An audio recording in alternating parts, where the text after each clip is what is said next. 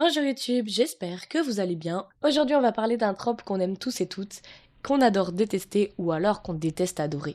Les romances enemies to lovers. Pourquoi est-ce qu'on fend autant quand deux personnages ne peuvent pas se blairer au début, finissent par s'aimer finalement passionnément à la fin?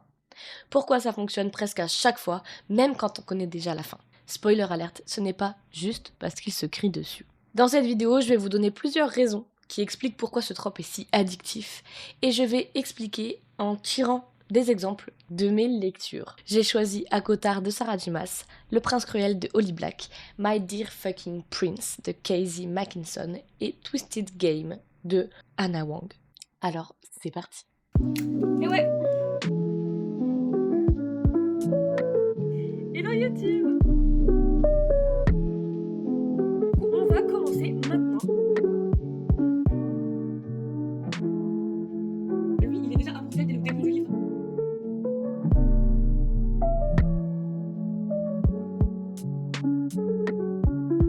Quand on ouvre un roman Enemies to Lovers, on est directement plongé dans le conflit.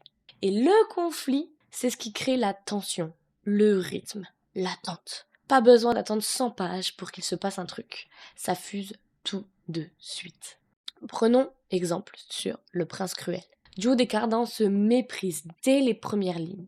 Il y a du danger, du mépris, du jeu de pouvoir et du coup, on tourne les pages frénétiquement. Dans Twisted Game, c'est la même chose. La relation entre Bridget et Rhys est ultra froide au départ. Lui, il est rigide, carré, froid, et elle, c'est la princesse rebelle. Résultat, on se régale de chaque regard de travers. Une autre raison, c'est que les personnages ennemis sont souvent très développés psychologiquement. Ils ont des blessures, des valeurs opposées, des passés lourds, ce qui donne lieu à des joutes verbales intelligentes et à des remises en question profondes. Dans Akotar, la relation entre Feyir et Rhysand, surtout dans le tome 2, est construite sur une déconstruction progressive de leurs préjugés. On comprend leurs motivations, leurs doutes, mais aussi leurs contradictions. Ce n'est pas juste « je t'aime bien finalement », c'est « je te comprends, même si je ne t'aimais pas au départ ». On va pas se mentir, une grande partie du plaisir dans ce trope, c'est la tension sexuelle. Le « je te déteste, mais je comprends pas pourquoi tu m'attires ». C'est vraiment un classique, mais c'est diablement efficace. Dans Twisted Game par exemple, la scène de tension sont électriques, on sent que quelque chose va exploser. Et quand ça explose, c'est le feu.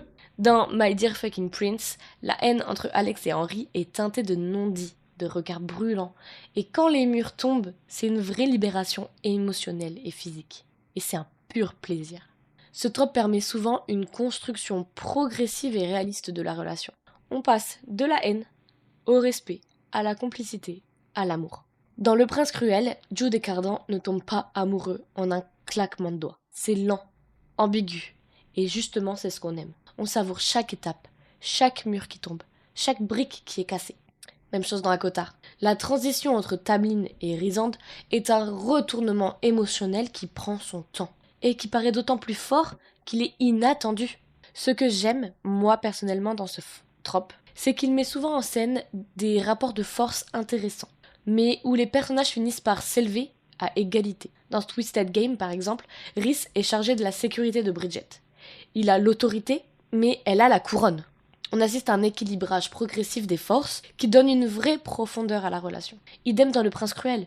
Jude est humaine, faible, face aux failles, mais elle s'impose par son intelligence et sa volonté. Et Cardan finit par la respecter, ce qui rend leur relation très puissante. Une bonne romance enemies to lovers, c'est aussi une histoire d'interdits. Des familles opposées, des rangs sociaux incompatibles, des contextes politiques dangereux. Et on adore ça, parce que l'interdit rend l'amour encore plus intense. Dans My Dear Fucking Prince, Alex et Henry sont littéralement deux figures publiques de deux nations. Leur amour est donc impossible politiquement. Et c'est ce qui rend chaque geste, chaque déclaration bouleversante. Dans Akotar, Feyir franchit des lignes dangereuses pour suivre son cœur. Et franchement, on adore.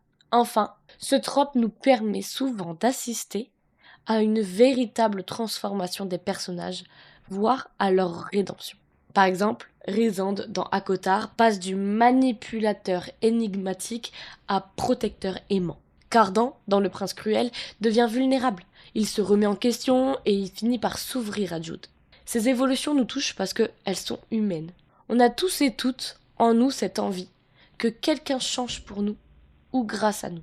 Alors pourquoi est-ce que les romances Enemies to Lovers marchent autant? Je pense que c'est parce qu'elles sont intenses, complexes, progressives, sensuelles et humaines.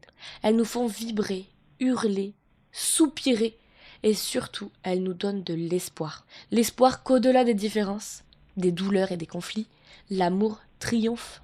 Dites-moi en commentaire si vous aussi vous êtes fan de ce trope. Et surtout, quel est votre couple Enemies to Lovers préféré? Mais aussi, donnez-moi un trope que je pourrais analyser dans une de mes prochaines vidéos. En tout cas, j'espère que cette vidéo vous aura plu. Je vous retrouve très bientôt pour une nouvelle vidéo. Bye!